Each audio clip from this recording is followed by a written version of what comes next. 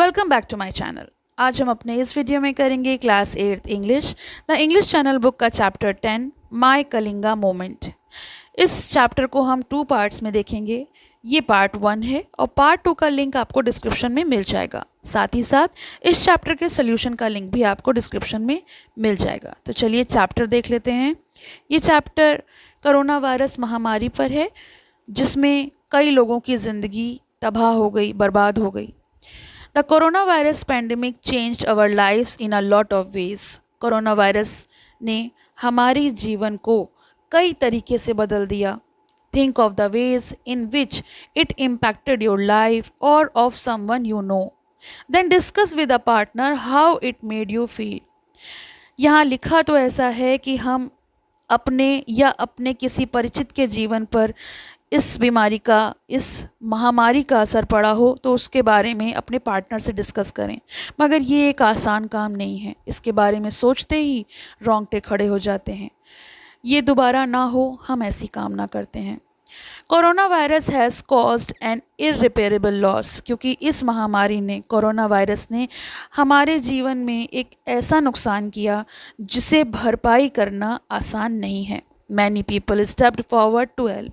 बहुत सारे लोग इसमें मदद करने के लिए आगे आए।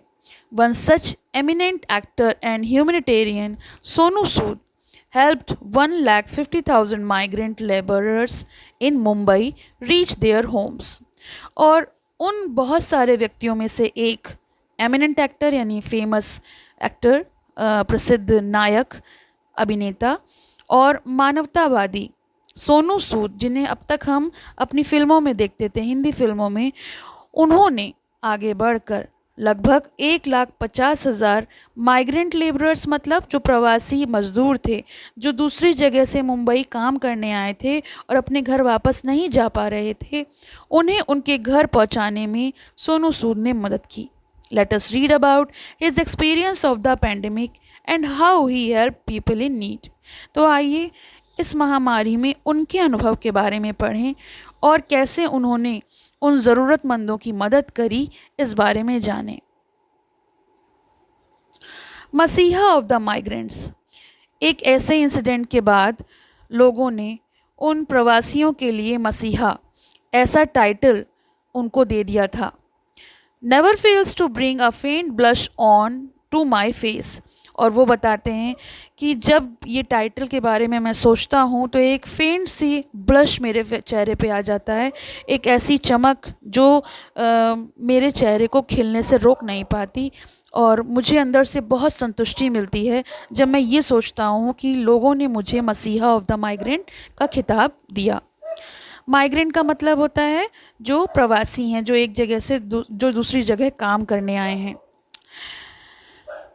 But when I pause on the highway of life, quite literally, as you will agree, I realize that nobody transmutes overnight to become deserving of such an honor. लेकिन जब मैं अपने जीवन के हाईवे पर रुकता हूँ, जैसा कि आप सचमुच सहमत होंगे, मुझे एहसास होता है कि कोई भी व्यक्ति इस तरह के सम्मान का पात्र बनने के लिए रातों रात नहीं बदलता है। इसमें कड़ी मेहनत और एक ईमानदारी का भी योगदान होता है। मैं निश्चित रूप से जानता हूँ कि मैंने ऐसा नहीं किया। ऑन वेडनेसडे 15 अप्रैल 2020, बुधवार 15 अप्रैल 2020 को, it was that nudge from my heart that sent me to that traffic junction in 400605 the zip code of Kalwa in Thane district with a mask on my face. और जब मेरे दिल से एक आवाज़ आई, मेरे दिल ने एक पुश किया कि नहीं, मुझे अपने चेहरे पर मास्क लगाए हुए थाने ज़िले के कलवा के जिप कोड 400605 में उस ट्रैफिक जंक्शन पर जाना है, और उस स्थान पर जाकर मुझे कुछ ऐसा करने के लिए मेरे दिल ने मजबूर कर दिया। That spot was the Bodhi tree of my life. और वो स्पॉट, वो स्थान मेरे लिए किसी बोधि वृक्ष से कम नहीं था। बोधि वृक्ष, हम सब जानते हैं कि महात्मा गौतम बुद्ध ने बोधि वृक्ष के नीचे बैठकर इनलाइटमेंट यानी कि ज्ञान प्राप्ति की थी, और वो यहाँ को इस स्पॉट को बोधि वृक्ष के नाम से इसलिए कंपेयर कर रहे हैं क्योंकि वहाँ पर ही उन्होंने बहुत कुछ रिसीव किया अपनी लाइफ से। It was where I received enlightenment, और वो कहते हैं यहीं पर मुझे ज्ञान की प्राप्ति हुई। ज्ञान की प्राप्ति या अंतरात्मा को शांति मिलना, ये बहुत बड़ी बात होती है। हम दूसरों के लिए तो बहुत, अपने लिए तो बहुत कुछ करते हैं, पर जब हम किसी दूसरे के लिए कुछ करते हैं तो हमारे मन को बहुत ही सुकून मिलता है। और ऐसी ही फीलिंग सोनू सूद को उस जगह पर आई। आई shuddered to imagine how empty my life would have been if two had chosen to continue basking that overwhelming attention and affection that we film star receive. वो कहते हैं कि मैं कल्पना करके ही काँप उठता हूँ कि यदि मैंने अपने जीवन का वो हिस्सा एक फ़िल्मी सितारे के रूप में, जो लोगों से मुझे स्नेह मिल रहा था, अटेंशन मिल रहा था, और ये सोचकर ही आनंद लेते जारी रखा होता, तो मैं अपने आप को कितना खाली महसूस करता, क्योंकि वो उपलब्धि तो मुझे पहले से मिल ही गई थी। लोग मुझे एक एक्टर के रूप में तो प्यार करते ही थे, एक फिल्म स्टार के रूप में तो जानते ही थे, but it was as if destiny had willed that I go beyond stardom to find out my raison d'etre. उनका कहना था कि अगर ऐसा था, मानो नियति ये चाहती थी कि मैं स्टारडम से परे जाकर अपने असली मकसद को ढूंढूं। मेरे जीवन का असली मकसद है क्या, मैं इस जीवन में क्यों हूँ, अपनी एग्जिस्टेंस को पहचानूं। In fact, I had to use my stardom to discover why karma had placed me in a position of power so that I could use it altruistically. वास्तव में मुझे अपने स्टारडम का उपयोग जानने के लिए करना था कि कर्म ने मुझे इतना शक्तिशाली स्थिति में क्यों रखा है। यानी जो आज मैं इस मकाम पर हूँ, भगवान ने मुझे इस मकाम पर पहुँचाया है, मेरी मेहनत ने मुझे इस समय इस पोजीशन में रखा है, जिससे कि मैं परोपकारी ढंग से उसका उपयोग कर सकूं। एल्ट्रुइस्टिकली मतलब होता है helping others even if it brings no advantage to oneself, यानी निस्वार्थ भाव से किसी की मदद करना, किसी की मदद के लिए आगे बढ़ना, और सोनू सूद ने ऐसा ही किया। I found my karma on the streets of Mumbai during the lockdown imposed after the outbreak of COVID-19 pandemic, when I personally went to distribute truckloads of food packets and other essentials to migrant workers. मैंने अपना कर्मा मुंबई की सड़कों पर कोविड-19 महामारी के प्रकोप के बाद लगाए गए लॉकडाउन के दौरान पाया, जब मैं व्यक्तिगत रूप से यानी पर्सनली उन माइग्रेंट लेबरर्स, ये जो प्रवासी श्रमिक थे, उनको ट्रक में भोजन के पैकेट और अन्य आवश्यक चीज़ों को डिस्ट्रीब्यूट करने गया, तब मुझे ऐसा लगा कि यही मेरा डेस्टिनेशन है, यही मेरा कर्म है। Nothing Indeed comes from a place of contentment. वास्तव में संतुष्टि की जगह से कुछ भी नहीं मिलता है। यानी जब उन्होंने उनको ये सब सामान डिस्ट्रीब्यूट किया तो उन्हें उतनी संतुष्टि नहीं मिली, क्योंकि उनके अंदर एक हल्ला मचा हुआ था, एक उथल पुथल मची हुई थी। Every human goes through some upheaval within, क्योंकि हर व्यक्ति के अंदर उसके भीतरी मन में कुछ उथल पुथल होती है, खलबली मची होती है। But while inner turmoil can be bothersome, it can also help a person go down an untried fulfilling path, the road less travelled. लेकिन यही उथल पुथल जब उसे परेशान करती है तो वो व्यक्ति अपने एक अनट्राइड, यानी जिसको उसने कभी परखा ना हो, फुलफिलिंग पाथ, जिससे उसे संतुष्टि मिली हो, जाने में मदद करती है, और उस रास्ते पर उसने कम यात्रा की हो, यानी कभी उस रास्ते पर वो ना गया हो, उस काम को उसने ना किया हो, इस काम को करने के लिए वो आगे बढ़ता है। और ऐसा ही उन्होंने किया। वो चाहते तो अपना घर बैठे लोगों को सामान डिस्ट्रीब्यूट कर सकते थे, उनकी मदद कर सकते थे, मगर ऐसा नहीं हुआ। For me the outcome of that emotional turbulence was an awaking of conscience. इसका क्या हुआ? मेरे लिए उस भावनात्मक अशांति का परिणाम मेरी अंतरात्मा को जगाना था। वो जो इमोशनली मैं उनसे रिलेट हुआ, तो मुझे ऐसा लगा कि मेरी अंदर कुछ ऐसा है जिसे बाहर आना चाहिए, मैं बहुत कुछ कर सकता हूँ उन लोगों के लिए। व्हेन द पेंडेमिक स्ट्रक, जब महामारी आई, the first few days of March flew by more me like everyone else in a state of slumber. तो जब महामारी आई तो बाकी सभी लोगों की तरह मेरे लिए भी मार्च के कुछ पहले दिन जो थे वो नींद की हालत में बीत गए, क्योंकि कई नियम का हमको पालन करना था। I was lured into a kind of obedience to just follow the rules. मैं भी बाकियों की तरह नियमों का पालन करने के लिए एक प्रकार की आज्ञाकारिता में डाल दिया गया था, क्योंकि सबने कहा था भाई सैनिटाइज़र यूज़ करो, मास्क यूज़ करो, लोगों से दूर रहो, घर पे बने रहो। तो ये जो जितनी चीज़ें हमें बताई गई थी, हम भी उन नियमों की तरह ही उस चीज़ को फॉलो कर रहे थे। कोविड-19 was a mystery disease. We know that कोविड-19 जो था वो एक रहस्यमय बीमारी थी। इसका क्या होता, लोग इतना कंफ्यूज थे। It was a hidden enemy. वो हमारे लिए एक छुपा हुआ दुश्मन था जिसका सामना हम सबको करना था। No one knew where the monster lurked. कोई नहीं जानता था कि वो वहाँ कहाँ छिपा है और किस पर किस प्रकार से हमला करेगा। हाउ और whom इट वुड स्ट्राइक, किसी को नहीं पता था।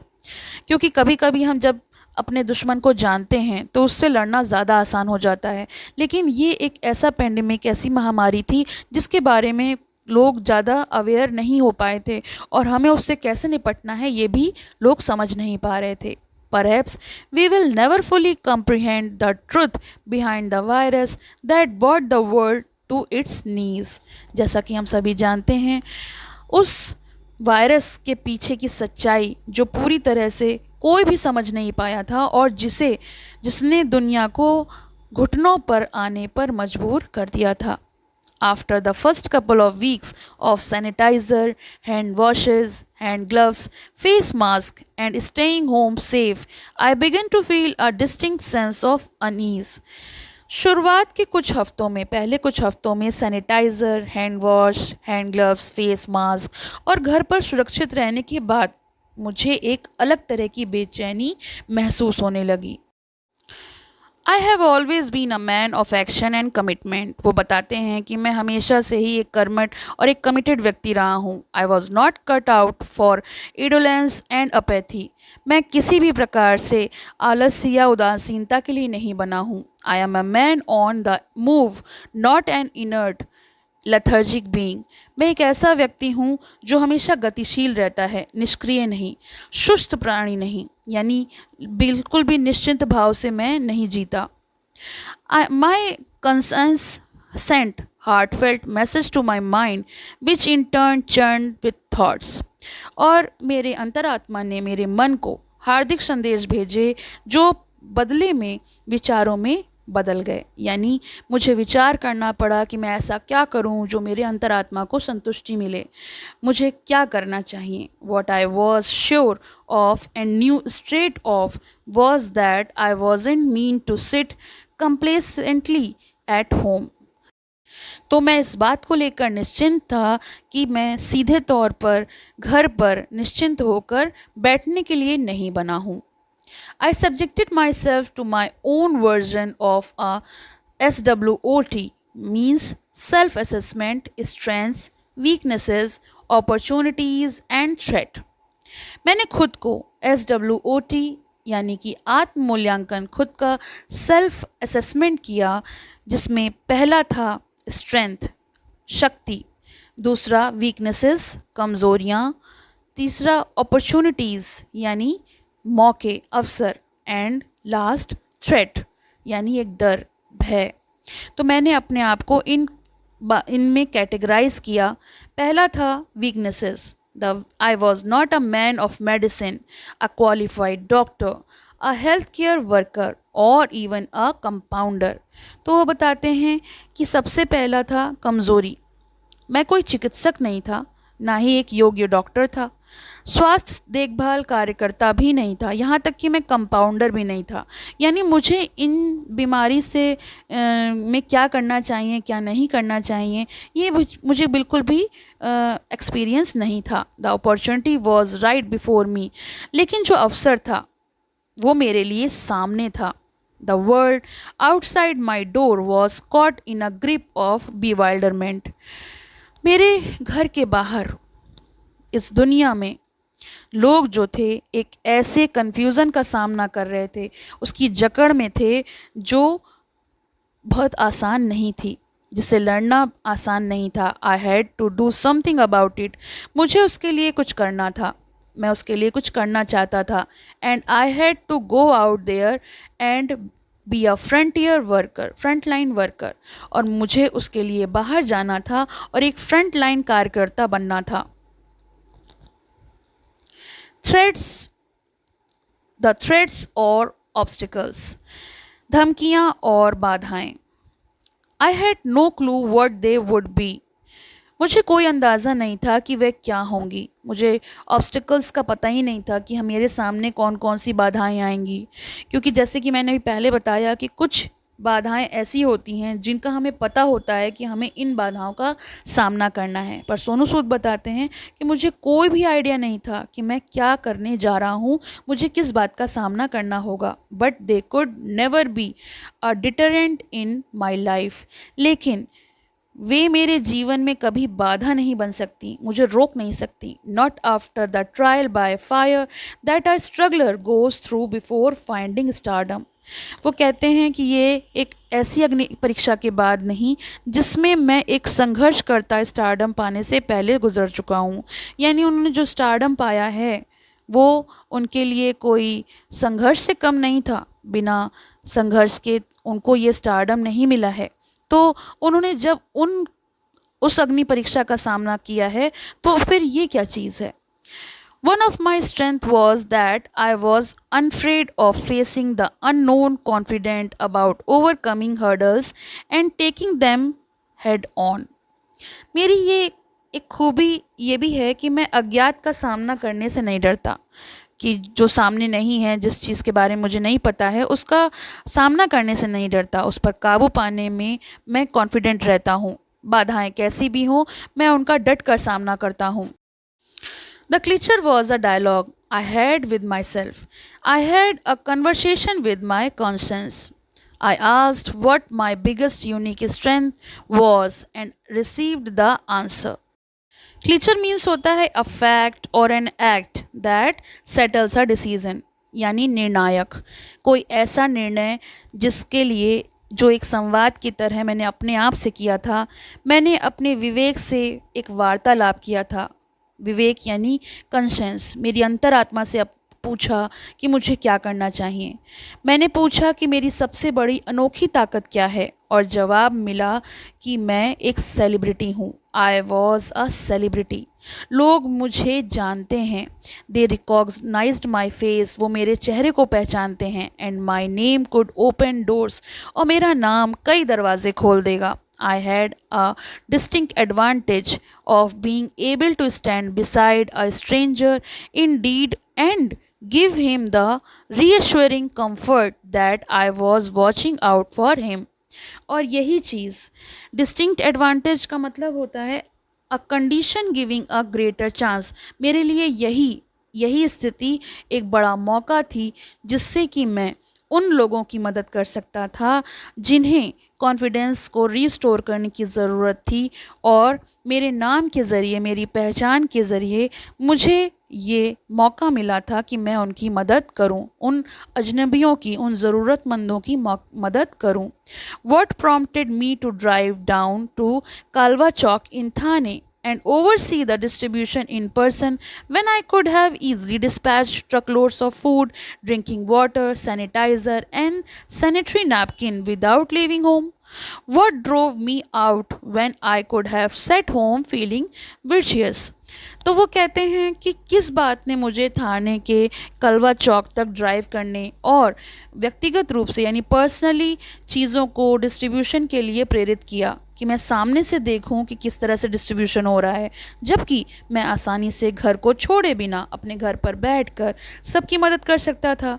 भोजन, पीने का पानी, सैनिटाइज़र, सैनिटरी नैपकिन ट्रक में भेज सकता था और उनकी अच्छे से मदद कर सकता था। साथ ही साथ जब मैं घर पर बैठकर अपने आप को वर्चुअस यानी काफ़ी वर्चुअस मीन्स होता है सद्गुणी महसूस कर सकता था कि, और उसके लिए मुझे घर से बाहर निकलना भी नहीं पड़ता। फिर भी ऐसा क्यों हुआ? तो ये तो हो गया इस चैप्टर का पार्ट 1। इसका सेकंड पार्ट आपको जल्दी ही अपलोड कर दिया जाएगा, जिसका लिंक आपको डिस्क्रिप्शन में मिलेगा, तो आप वहाँ से देख सकते हैं। ये पार्ट आपको कैसा लगा ये मुझे कमेंट बॉक्स में ज़रूर बताइए। अगर आपके कोई सजेशन हो तो वो भी बताइए, और अगर आपको पसंद आए तो लाइक करिए, शेयर करिए और चैनल को सब्सक्राइब करना ना भूलें। Thank you for watching. Have a nice day. पसंद आया हो तो लाइक करें, शेयर करें और चैनल को सब्सक्राइब करें।